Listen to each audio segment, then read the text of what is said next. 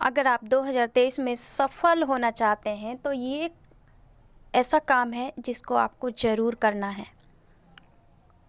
और ये क्या काम है और कैसे करना है, ये बातों को समझने के लिए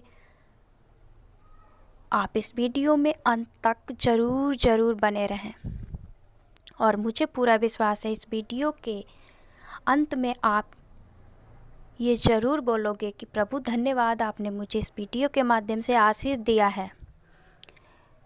प्रियो, अगर आप इस चैनल पर नए हैं तो इस चैनल को सब्सक्राइब करें, कमेंट करें, लाइक करें इस वीडियो को और शेयर करें, जिससे कि दूसरे लोगों को भी आशीष मिले।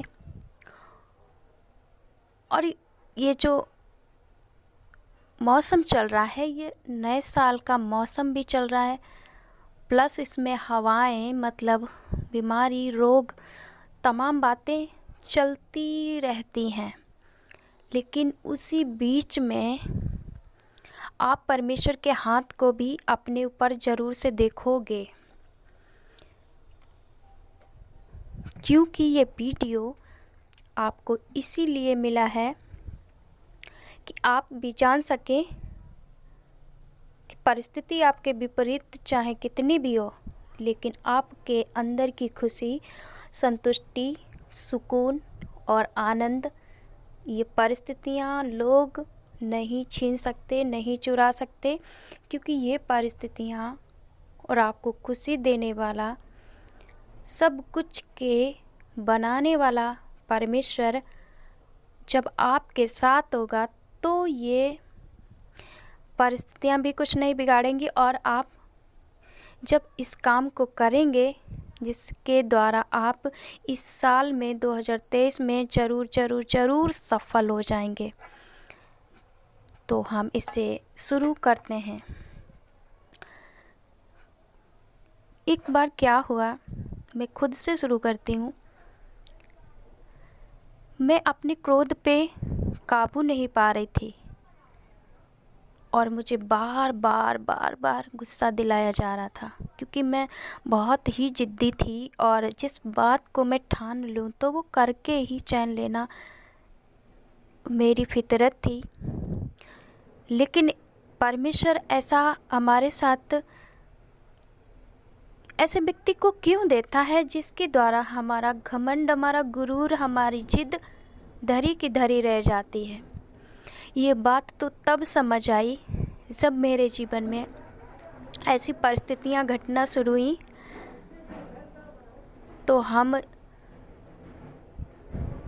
बहुत ही क्रोधित हो जाते थे अगर कोई ऐसी बात जो मैंने मन में ठान ली और अगर वो नहीं पूरी हुई तो हमें बहुत गुस्सा आती थी, बहुत क्रोध आता था। और जिसके कारण मैं क्या करती, क्रोध करके बहुत ही अपने आप को ही दुख से छलनी कर देती थी। यही मेरा काम था। लेकिन प्रियो, मैंने उन गलतियों से सीखा कि हमें क्रोध पे काबू हम नहीं कर सकते, लेकिन जो परमेश्वर हमारा है, हम उससे जब विनती करते हैं तो वो हमें अनुग्रह देता है, अपनी कृपा हम पर बरसाता है। तब हम इस क्रोध को अपने कंट्रोल में करना सीख जाते हैं, धीरे धीरे सीखते हैं, एकदम से कुछ नहीं होता है। यदि कोई हठीला व्यक्ति हो तो और वो ज़्यादातर जिस बात से डरता हो, उसी बात को परमेश्वर उसके जीवन में बार बार क्यों आने देता है? ऐसा कभी आपने सोचा है? क्योंकि उस परिस्थिति के द्वारा उसके अंदर की वो जो उसके परिस्थिति के प्रति उसका नज़रिया, उसका विचार और उसका घमंड क्या करे, परमेश्वर तोड़ दे। सेम मेरे साथ यही सब होता था। मैं क्रोधित होकर के खुद को दुखी कर लेती और मैं सोचती कि मैं सब कुछ करती हूँ, मैंने सारा कुछ किया, लेकिन मुझे विपरीत परिस्थिति मेरे को क्यों आई और इसके बदले में मुझे दुख क्यों मिला। और इन बातों को सोच सोच कर पूरे दिन परेशान होना।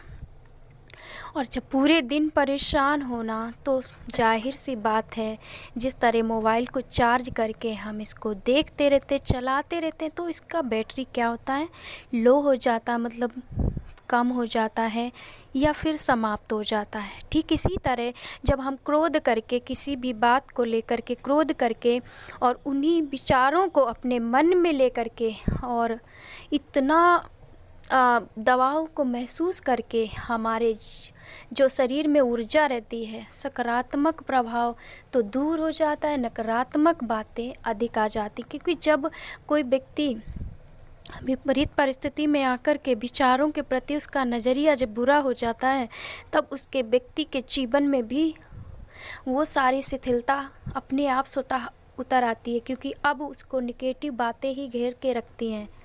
देख, तूने तो सब किया पर तेरे बदले में तुझे क्या मिला, तेरे साथ क्या व्यवहार किया गया, तुझे तो तू इतना सब कुछ करती, सबका ध्यान रखती, ख्याल रखती है, परंतु तुझे क्या मिला। ये सब क्या करते, मन में विचार उत्पन्न होते हैं और इन विचारों के आवेश में आकर हम अपनी भावनाओं में भर करके हम अपने आप को ही दुख पहुंचाते हैं। सो प्रियो, आप सबका भी धन्यवाद, क्योंकि अभी तक आप लोग इस वीडियो में ज़रूर बने हुए हैं और हम पूरा विश्वास करते हैं कि इस वीडियो को देखने के बाद आप ये काम नहीं करेंगे और ये वाला काम करेंगे जिसके द्वारा आपके जीवन में सफलता, आशीष और आनंद और खुशी बहुत ऐसे आएगी।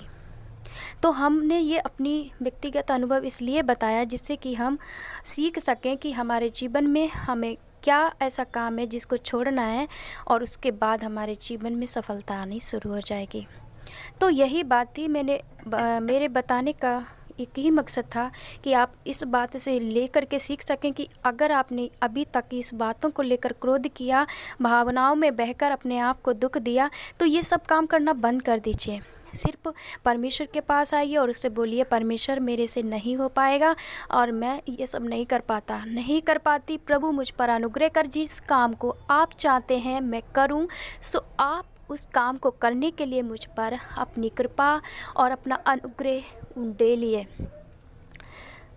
सिर्फ आपको यही काम करना है, सरेंडर करना है परमेश्वर के आप आगे, अपने आप को सरेंडर करना है। सिर्फ यही कहना है, प्रभु मुझसे नहीं हो पाएगा, मैं हार चुकी हूँ, मैं हार चुका हूँ, सब कुछ करके देख लिया, क्या मुझे मिला अभी तक। मेरे जो भी मैंने विचारों के कारण हानि उठाई थी उससे मुझे लाभ नहीं हुआ, बल्कि हमारी और हानि हुई। सो प्रभु, मैं अपने आप को आपके सम्मुख, आपके चरणों में सरेंडर करता हूँ। अब से आप हमारे जीवन को चलाएं। इस 2023 में आपकी इच्छा मेरे जीवन में पूरी हो। जब आप ऐसा समर्पण के साथ प्रभु से बोलोगे, प्रार्थना करोगे, आप देखोगे कि आपके जीवन को परमेश्वर उसी समय से स्वीकार कर लेगा और चलाना शुरू कर देगा अपने तरीके से। लेकिन जब परमेश्वर आपके जीवन में हस्तक्षेप करे, अपने तरीके से चलाए और आपकी मन मर्जी ना चले, तब आप परमेश्वर को ना दोष दें, ना अपने सताने वाले को दोष दें, ना परिस्थितियों को कोसें। सिर्फ यही बोलें, प्रभु धन्यवाद, अब आप हमारे जीवन के संचालक हैं। आपने हमारे जीवन को, हमारे परिवार को, हमारे प्रियों को, हमारे काम धंधे को, हमारे हर एक बात को आपने अपने हाथों में लिया है। इसलिए मैं धन्यवाद करती हूँ कि आप हमारे कामों को सफल बना रहे हैं।